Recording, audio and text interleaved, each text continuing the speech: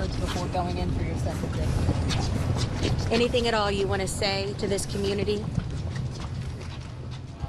That was yesterday in Florida as former Congresswoman Corrine Brown walked into the courtroom facing the judge to find out her fate after she was convicted of corruption. She and two co-conspirators were sentenced for their roles in what prosecutors said was a scheme to defraud donors to a sham charity and use the money for personal expenses.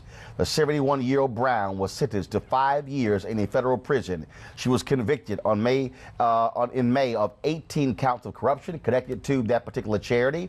Brown's former chief of staff, Ronnie Simmons, was sentenced to 4 years in prison. His girlfriend, Carla Wiley, was sentenced to 21 months. Both admitted guilt and cooperated with prosecutors testifying against Brown in court. The fake charity One Door for Education was created in 2011, supposedly to provide scholarships to disadvantaged children who wanted to become teachers. It received more than $800,000, but the money was used by all three for lavish vacations, shopping, and other personal uses. They all must pay back a portion of more than $400,000 in restitution. Brown, of course, won a seat in Congress in 1992, becoming the first African-American from Florida to be elected to Congress since Reconstruction. She lost her seat in the 2016 Democratic primary, partly because of the corruption case, but also because her district was gerrymandered. Joining us right now via FaceTime from Orlando, Florida, is James Smith III, the attorney for former Congresswoman Corrine Brown. James, all throughout this trial, former Congresswoman Brown maintained her innocence in this case. Yesterday, what did she say to the judge? Did she admit guilt, or does she maintain that she is still innocent? Good morning, Roland. Thank you for having me on the show. Yesterday in the sentencing hearing, the Congresswoman did not address the judge at all. Yesterday's hearing was solely for the pronouncement of sentence, so she didn't make any statement at all to the court. Her behalf, so I will say that she still does maintain her innocence.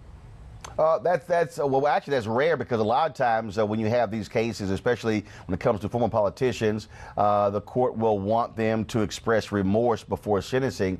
And so did she make the call not to speak before the judge, or was that what you advised her to do?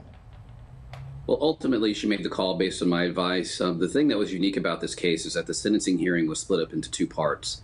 Back on November 16th, we presented our evidence in extenuation and mitigation. And at that time, the Congresswoman did make a statement expressing remorse for trusting the wrong people and not managing her office properly.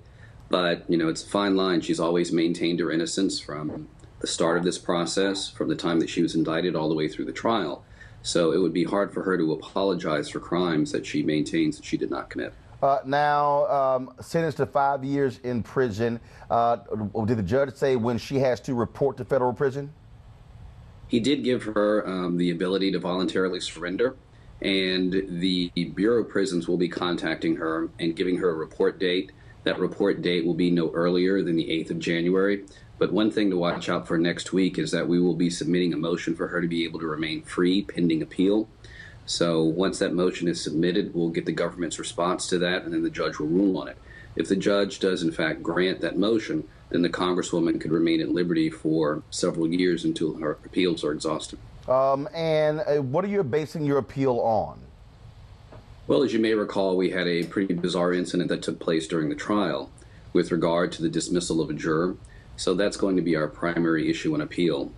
You know, my job as a defense attorney is to keep the government from being able to get a unanimous verdict, to keep them from being able to get 12 people to agree on the issue of guilt. And frankly, we were there. We had one juror who was prepared to acquit on most of, if not all of the charges, until he was dismissed for making a statement that ultimately the judge concluded was improper. So that's the primary issue. We'll also be arguing some other issues, for example, that the evidence was insufficient and that the judge kept out certain evidence that should have come in. What also jumps out here in terms of, you know, as you move forward, as you mentioned that particular example where the jury was dismissed, the same thing happened in the case of former Congressman Shaka Fattah in Philadelphia, and when that juror was dismissed, then the jury actually found him guilty. He was sentenced to 10 years in prison. Do you see any correlation between the two former members of the Congressional Black Caucus where judges make the decision to dismiss these jurors? Well, it is an unfortunate coincidence that you would have for two African-American members of Congress being tried by the Justice Department, that you would ultimately have a juror be dismissed after the juror indicated that the juror was not going to vote for a finding of guilt.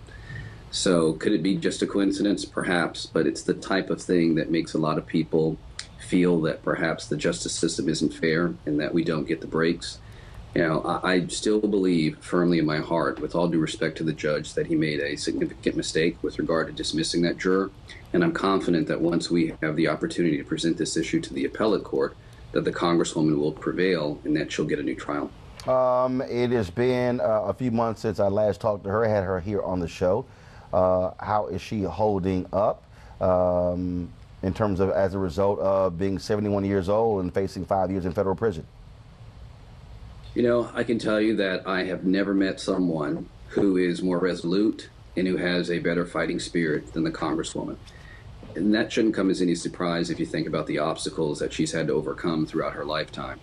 You know, looking at her history, it really truly is inspirational. You know, what she had to do first off to succeed during, you know, her period in college and her early professional career, and then to fight to be able to become the first African American to serve in Congress in Florida for quite some time. It's just extraordinary. So, you know, it's been a tough process for her. Just think about the fact that the indictment came down during her primary election, and it took her out of Congress. And serving is really something that's in her blood. She really, truly loved being in Congress because she could help her constituents.